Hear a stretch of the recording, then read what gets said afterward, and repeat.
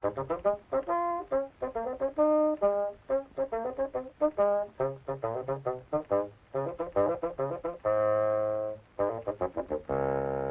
very long ago, in the top left-hand corner of Wales, there was a railway.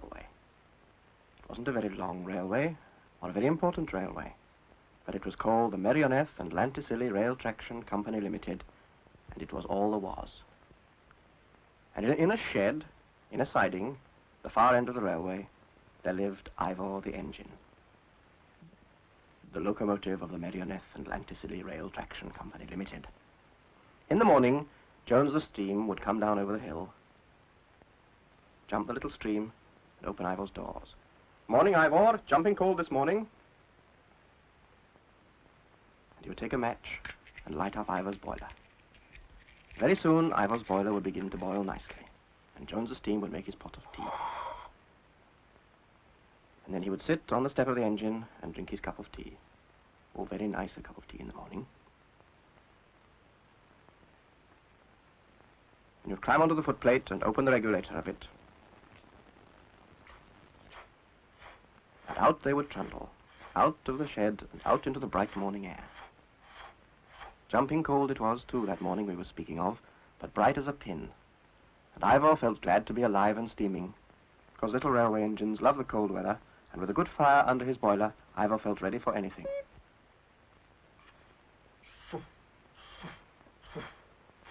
Down to the water tower. Open the tank. Put in the big pipe. Oh, there's thirsty you are. 200 gallons you've taken this morning, Ivor. And off they would go, down to the signal box. Well, there was trouble. The signal was set against them. They couldn't go past. "Here's a how do you do, Ivor. Owen's not awake yet. What do we do about that? You'd better give him a little whistle to wake him up." Nothing happened. "Give him a proper whistle, Ivor." Owen jumped out of bed. "Is it early you are, Jones the steam?" "No, it's late you are, Owen the signal. Pull your little lever back. We got work to do." So Owen pulled his lever. And off they went. Under the old road bridge. And down into Lanyog Station. There was Dye Station waiting for them, looking fed up as usual. "Morning, Dye Station." "Morning, Jones." "Morning, Ivor. How's your tubes?"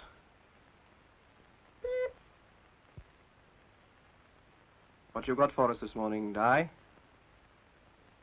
"There's a truckload of Blackstone coal to go down to Tunny Gulch, and, oh, this parcel of fish for Mrs. Thomas at Grumbly. You know, if you wouldn't mind. I know, I'll take it in with Ivor." "In with Ivor? Oh, I wouldn't do that. She wants it fresh, not fried." "All right, I'll put it up on the coal. She can have it black." "Come on round the back, then. I'll couple you up." Dye Station waved them into the shunting yard.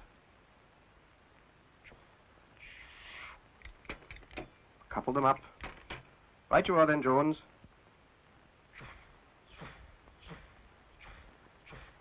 "Bye then, Dye. See you later." And up the hill by the trunk road to Merioneth. And along the top of the hill, that was Ivor's favorite run. It was rolling all the way, and he could see right down the valley to the sea.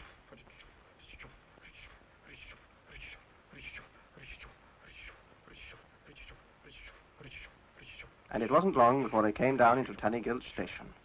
There's Claude Gillett, the station master, waiting for them. "Morning, Jones. Morning, Ivor." "Morning, Claude. Cup of tea, is it?"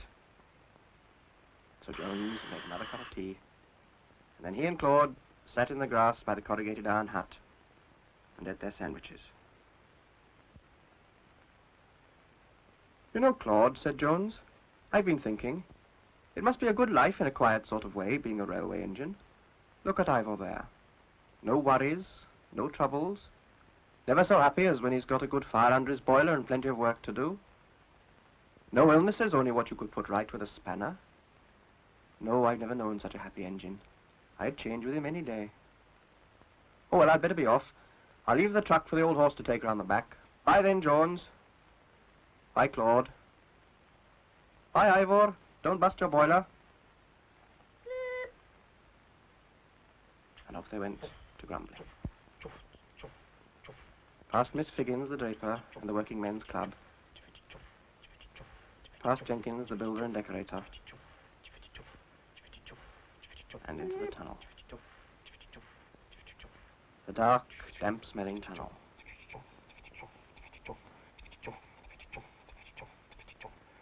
And out the other end, past the quarry where the ravens live, and over the viaduct. Ivor didn't much like the viaduct. It was a bit tall, but they were soon over it. And on their way to Grumbly. It was a long way to Grumbly, and quite late in the afternoon it was before they got there. And Jones the Steam left Ivor on the siding above the town, and went down with Mrs. Thomas's parcel of fish. It wasn't very dirty, only the paper, so it didn't matter. And Ivor stood there in the evening sun. It was very quiet, nobody much about. And then suddenly he heard a noise like he had never heard before. It was the choir, the choral society, practicing in the congregational hall.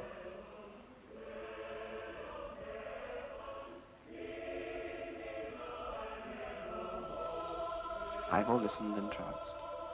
It was like the hills and the valleys, the trees and the gasworks, all singing together, singing their praises to the golden evening sun. And when they had finished, he stood very still, remembering what he had heard. You asleep, Ivor? Well, it's tired you are, I dare say. We'll be off now.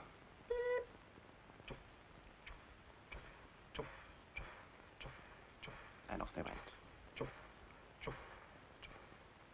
Back home to Lanyog. Over the viaduct. And all the way home, Ivor was remembering the choir. And he was wishing, oh, how he was wishing that he could have sung with them. But, of course, little railway engines don't sing in the choir, do they? Pity, though. Well, that's the end of this week's story.